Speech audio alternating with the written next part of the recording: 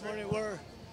We are all we are all very excited at the groundbreaking ceremony for this very important project ng Terra Solar.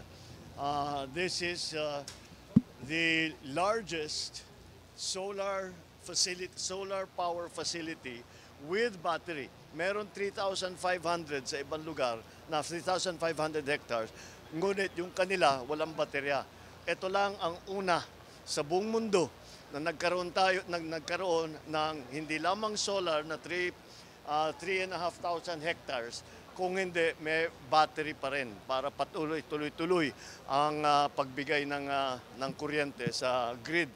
At ito talaga ay napakahalaga dahil nakikita natin sa pag-advance ng teknolohiya, ang pangangailangan sa power ay pataas ng pataas, padami ng parami.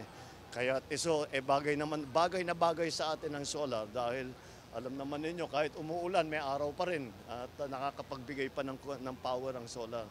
Kaya as I said, we are very excited and we congratulate all of those who put the project together, and we will be watching it and doing all that we can to help it along to make sure that it is a success.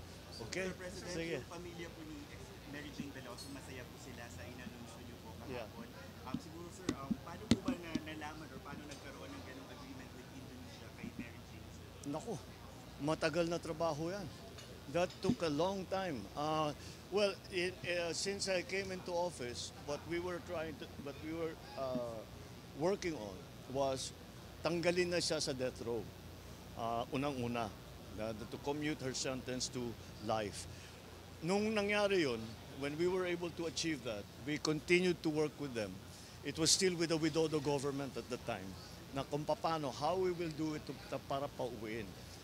Mabuti na lang that our relations with Indonesia, our relations with then President Widodo and all of his people, together with our relations now with the new President, President Prabowo, dahil maganda naman ang ating relasyon, nakahanap sila, gumawa sila ng paraan. This is the first time they did this. Gumawa sila ng paraan para, sabi nila, wala naman silang interest na ikulong, wala naman silang interest na execute ang si Mary Jane Veloso. Ngunit, kaya naman, sabi nila, hanap na lang tayo ng paraan. And they did it for us. Kaya malaki dapat ang pasasalamat natin sa Indonesia, malaki dapat ang pasasalamat natin sa yung last president at yung present president, President Widodo, President Prabowo ngayon. Dahil kung hindi sa kanilang pagsang-ayon ay hindi natin nagawa ito. But as I said, we have been working on this for all the previous president, hindi lang ako. 10 years na ito 10 years na ito. Pero ang nagawa natin, napakommute natin ang sentensya niya from death sentence to life imprisonment. Tapos ang nasunod doon ay napauwi na natin. We will have to decide what will happen next. Oh. Sir, possible po ba ang grant of clemency kay Mary Jane? We will see. We will see. Hindi pa maliwanag kung ano ba talaga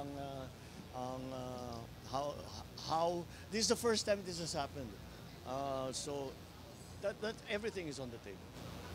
Yeah. All right. Thank you. Salamat.